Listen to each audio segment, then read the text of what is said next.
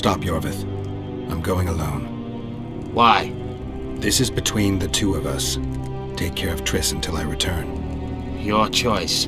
Mine, indeed. There's one more thing you need to know. Nilfgaard's armies have crossed the Yaruga. War is inevitable. Vafail, Gwynblade. Don't get killed. Farewell, Yorvith. If I don't return within the hour, find Saskia and leave without me. Are you all right? Yes. He saved me from the Nilfgaardians, and defended me from the troops. It's time to end this. Yorvith's waiting. I'll catch up with you soon. Geralt, he knows a lot. I know, Triss. That's why we need to talk. Don't get killed, Witcher. I won't.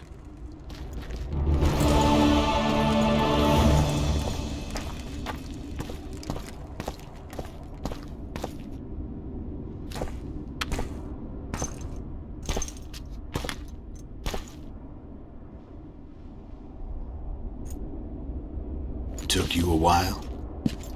Is that bauble from Sheila's megascope? Mm-hmm. My final prank. I switched the diamonds. The one in the megascope has a flaw. Minute. But just large enough to warp the teleport. The Emperor's magic theorists assured me the effect would be spectacular. I let her escape. You're heartless. You've no idea what the Royal Witch Hunters have in store for her. A lot of pain for a long time. I don't doubt it. So, ready to lay your cards out on the table? No matter the game, there comes a point when all the players need to show their cards. I love that moment. But first... vodka. I suppose my throat's a little dry. In that case, let's drink to old friendships.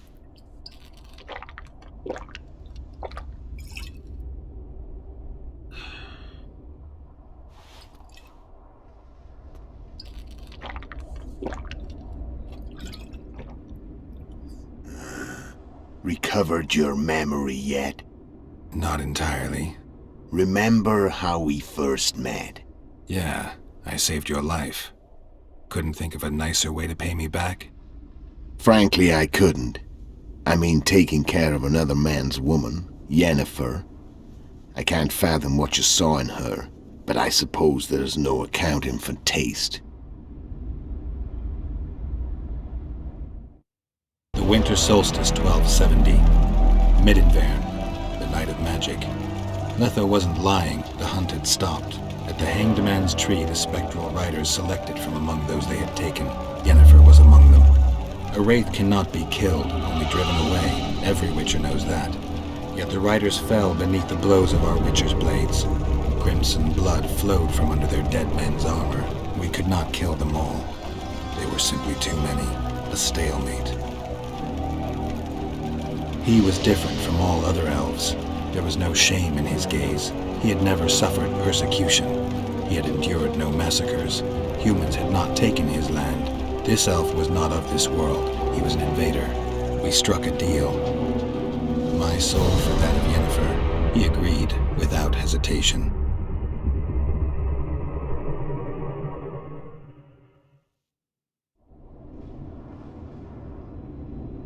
Back with me, friend. Got the feeling you left for a minute. Memories. I remember the Hanged Man's Tree and the Wild Hunt. I remember the exchange. Me for Yennefer. So, cards out on the table. Unless you chase me all that way just to kill me. I chased you for lots of reasons. You owe me some explanations to start with. Let's say I do. Tell me about Yennefer. What happened after I departed? She was feverish for several days. Delirious. In agony. We thought that was it. She was on her way out. Somehow she recovered. But even then she was disoriented. Amnesia like you. What then? Well, the woman turned out to be quite a character. Throwing temper tantrums, trying to seduce orcs, trying to drive a wedge between us. After you so nobly sacrificed yourself, we thought it'd be dumb just to leave her somewhere. She wouldn't have survived more than a month. The whims and vigor of a duchess, but she was just a sorceress with no memory. We were in the heart of the Empire. And as I'm sure you know, Geralt, in Nilfgaard, mages who behave like that either drop their bad habits quickly, or are drawn and quartered by horses in the middle of Victory Square. So I heard. So we set out, wandered through the provinces. Everywhere we went, she got in trouble and we pulled her out. And then one day they captured us. The Imperial Secret Police. Me, Ox, Sarret, and Yennefer. Imperial Secret Police? Mm-hmm. We were separated, and they questioned us. Long and thoroughly, but it was uneventful, no violence. That's how I met Vatia de Rideau. And a couple of weeks later, the Emperor himself. Me. A simple witcher. What happened to Yennefer? I don't know. Never saw her again. The Emperor offered me a mission in the Northern Kingdoms. As for Yennefer, I had the feeling she was somehow important to Emir. As I see it, they learned of the Lodge from her. Those Imperial spooks have their ways. All I heard is that Vatir had his men watch Yennefer closely throughout the time she was at the palace. Then we went off to slay the kings of the north. And that's where my knowledge ends. So she's in the Empire.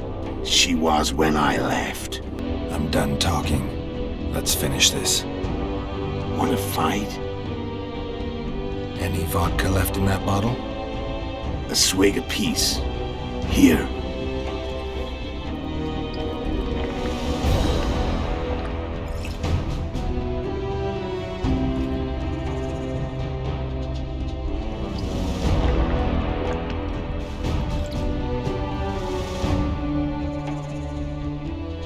The Imperial army is probably crossing the Yaruger as we speak. Pure pandemonium will ensue. The North's finished. Time to go south, where the good life awaits. You're a fool, Netho. Both you and your Emperor are forgetting one thing. Misfortune brings people together. Very shortly, the North could be united like never before, thanks to you. But that's just not my concern anymore. I'm not your foe.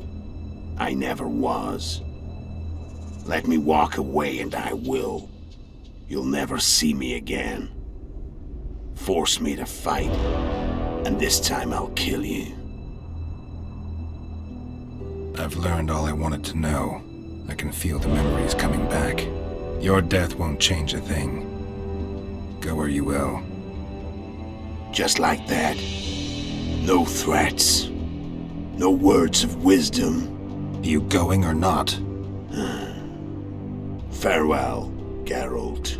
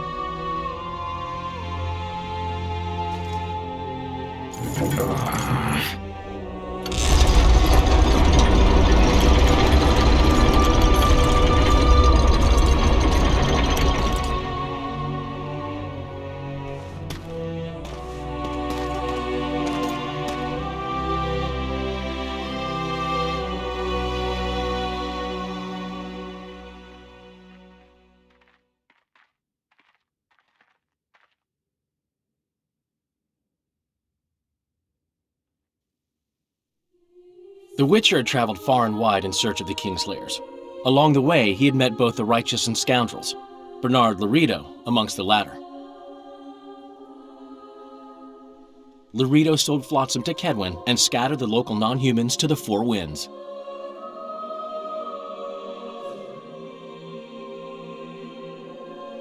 Flotsam became a military base. Its civilian population was resettled. In Aedirn, the Witcher witnessed Saskia the Dragonslayer achieve a great victory.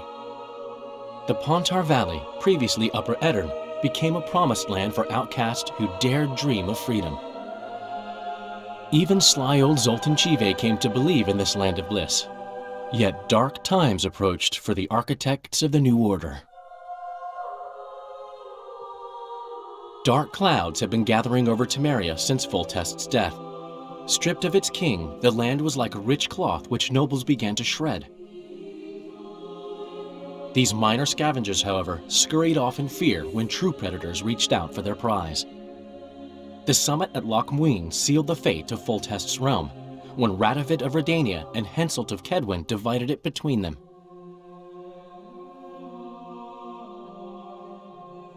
A tempest descended on the north, at least partly the work of manipulative mages.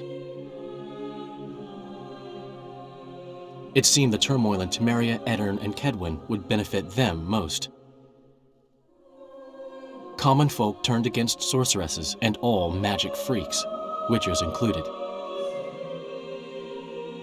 Castles that had hitherto welcomed mavens of the magic arts now shut their gates to any who sought shelter there. A witch hunt ensued.